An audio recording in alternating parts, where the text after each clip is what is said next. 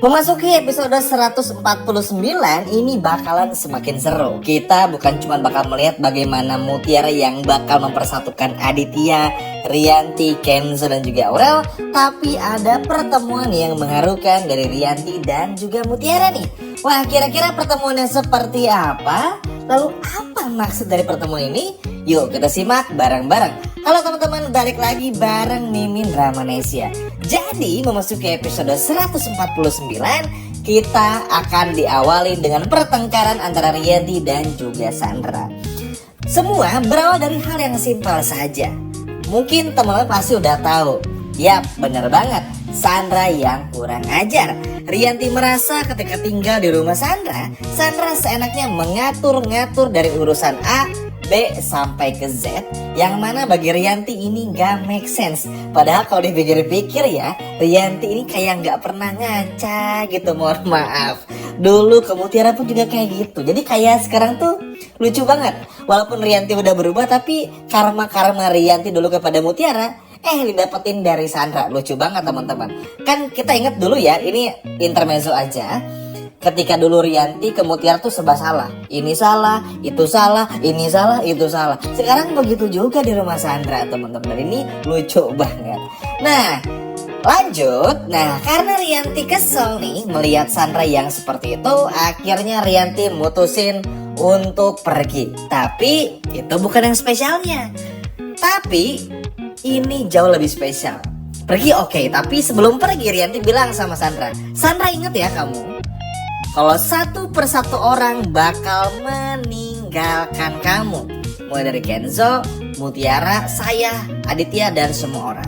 Dan Sandra gak akan pernah punya satu orang pun yang dekat sama Sandra. Dan ini bener-bener bikin Sandra pun juga langsung terdiam. Kenapa?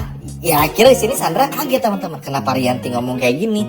Bahkan nama Mutiara disebut gitu loh. Kenapa Rianti ngomong kayak gini? Yang pertama, Rianti udah berubah. Dan yang kedua, Rianti capek ngeliat kelakuan Sandra yang seperti ini. Karena gini, Rianti tahu nih, begitu Sandra mengizinkan Rianti tinggal di rumahnya, tadi aja teman-teman bisa lihat sendiri kayak gimana kelakuannya. Kedepannya pasti ujung-ujungnya minta Kenzo sama Sandra dideketin lagi. Nah Rianti udah gak mau. Rianti cuma ingin Kenzo sama Mutiara aja. Makanya Rianti berontak. Ditambah lagi kelakuan Sandra yang kurang ajar itu, yang seenak jidat yang nyuruh-nyuruh, bikin aturan yang ngaco. Inilah yang membuat Rianti pun juga gak tahan lagi. Dan alhasil Rianti pun juga memutuskan untuk pergi teman-teman. Nah sebelum pergi itulah Rianti ngomong seperti yang tadi sudah Mimin sampaikan. Jadi kata-kata Rianti itu memang mungkin bukan sebuah amarah ya, bukan sebuah cacian kepada Sandra, bukan sebuah kayak sesuatu yang diungkapkan dengan rasa yang marah begitu hebat, bukan, tapi simpel aja. Ingat Sandra, satu persatu orang bakal meninggalkan kamu. Wah, simpel tapi dalam maknanya dan terasa banget. Gak ada satupun orang yang mau bergaul sama Sandra kecuali Siti. Itu pun juga karena Siti gak punya kerjaan lain. Kalau Siti punya kerjaan lain pasti gak mau tuh kerja sama Sandra. Dan inilah yang bikin Sandra pun juga marah. Hasil sambil menenteng koper milik Rianti pun angkat kaki dari rumahnya Sandra. Nah, baru disinilah terencana pertemuan antara Rianti dan juga Mutiara. Setelah pada akhir memastikan pergi dari rumahnya Sandra, Rianti pun juga langsung menelpon Mutiara. Mutiara dengan senang hati pun mengangkat. Ada apa Bu? Mutiara, kita bisa ketemu nggak? Ada yang mau saya sampaikan. Oh kebetulan Bu, saya juga pengen ngomong sesuatu sama Ibu. Ya udah, kita ketemu ya Bu. Ibu temuin saya aja. Nanti saya Sherlock. Singkat cerita, Rianti mendatangi Mutiara lah. Jadi gini, Rianti pengen ngadu sama Mutiara tentang kelakuannya Sandra, sedangkan Mutiara ingin ngadu tentang Kenzo, Aurel dan juga Aditya. Nah, kalau dari Rianti kita bahas dulu. Ini agak lucu. Jadi kita semua tahu Rianti ini kan udah bener-bener berubah nih sama Mutiara. Sayang banget sama Mutiara. Jadi ngadu sama Mutiara tuh cuma bilang, Mutiara kamu tahu nggak kalau Sandra tuh tadi gini-gini loh sama saya, masa jahat kayak gitu. Jadi kayak ibu cerita sama anaknya aja. Dan ini gemes banget teman-teman maksudnya. Ini sebuah momen unik, adegan unik yang kita bakal lihat episode-episode tuh luar biasa banget. Terus Mutiara yang ngeliatin tuh kayak ngeliat curhatan ibu kandung ya. Wah ini luar biasa banget. Nah setelah Rianti cerita, giliran Mutiara yang cerita. Bu, Aurel nginep di rumah saya. Sebetulnya saya nggak mau nih ngasih tahu Aurel di sini, cuman karena dirasa saya nggak enak juga, saya mending kasih tahu, takut Mbak Aurel kenapa-napa. Diceritain sama Mutiara. Terus Kenzo pun juga sama. Nah jadi gini, bagi tugas pinternya.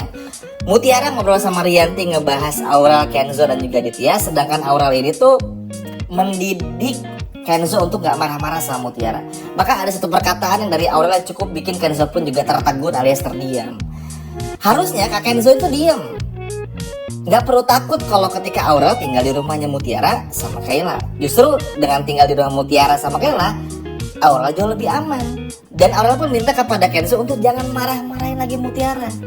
Karena buat apa? Mutiara itu gak salah. Mutiara itu adalah orang yang sering bantu keluarga kita. Sampai digituin sama Aurel. Karena ternyata Aurel nguping nih apa yang dilakukan sama Kenzo. Dan Kenzo tuh aneh teman-teman. Unik memang, sayang banget sama Mutiara. Tapi kalau ada masalah, selalu emosinya sama Mutiara. Kan akhirnya, nah ini nih yang cukup bikin betenya. Bikin Mutiara pun juga kayak, ini Mas Kenzo ini beneran sayang apa enggak sih? Lagi pas koma aja nangis-nangis, kok sekarang kayak gini lagi? Kan jadi bikin bingung ya teman-teman. Kenzo ini ada-ada aja, tapi ya namanya juga manusia ya. Apalagi nih mungkin posisinya masalah keluarga juga, Kenzo nggak bisa handle ya. Terus ya udah, setelah ditenangkan sama Aurel, jadi tenang. Jadi sama-sama bagi tugas nih. Aurel tugasnya menenangkan Kenzo, Mutiara gimana caranya cari jalan keluar bagi Rianti dan juga si Aditya ini. Nah, Rianti ini mendengar semua percakapan dari Mutiara dan meminta saran dari Mutiara apa yang harus dilakukan dengan rumah tangganya. Lucu memang ya, kayak ibu curhat sama anaknya. Ih so sweet banget teman-teman. Terus saya pun juga bilang, Bu, kayaknya nggak ada salahnya untuk kasih kesempatan sama Pak Aditya, at least untuk sekali lagi. Makanya kan nanti bakal ada adegan tuh Mutiara peluk Aditya tuh ya karena itu. Dan sini pun juga yang bikin Aditya pun juga mau berubah lah, walaupun yang Mimin yakin nggak berubah-berubah banget sih, sebetulnya cuma gimmick doang. Tapi ya at least Mutiara tuh nggak mau lihat Aditya terpecah belah. Rianti pun juga sama, Kenzo pun juga sama, Aurel pun juga sama. Karena itu tadi teman-teman, yang namanya perceraian tuh sebaiknya dihindari, sebaiknya. Tapi kalau memang sudah mentok dan permasalahan yang nggak bisa lagi ditanggulangi, ya udah nggak apa-apa. Tapi sebaiknya jangan. Kalau bisa diselamatkan, selamatkan. Kalau lebih kayak gitulah maunya Mutiara. Terus karena Rianti keasikan ngelihat dongengnya Mutiara, ceritanya Mutiara, sampai meluk Mutiara, cium Mutiara, pokoknya bener-bener kehangatan. Dan bahkan ngeceplosan, terima kasih ya anakku, mama jadi lega. Kan lucu teman-teman. Akhirnya disinilah momen Rianti kayaknya mau jujur nih. Apalagi besok bertepatan dengan tentu saja hasil dari tes DNA, karena sudah masuk ke hari kedua. Wow, ini benar-benar luar biasa banget. Nah, tentu aja ini bakalan bikin seru juga, bakalan bikin senang banget, bakalan bikin surprise banget. Apalagi episode besok bakalan jauh lebih seru lagi. Jadi pastiin jangan lupa nonton Dramanesia, karena Min bakal bahas yang jauh lebih seru di video berikutnya. Sekian video dari Min dan sampai jumpa lagi. Dadah.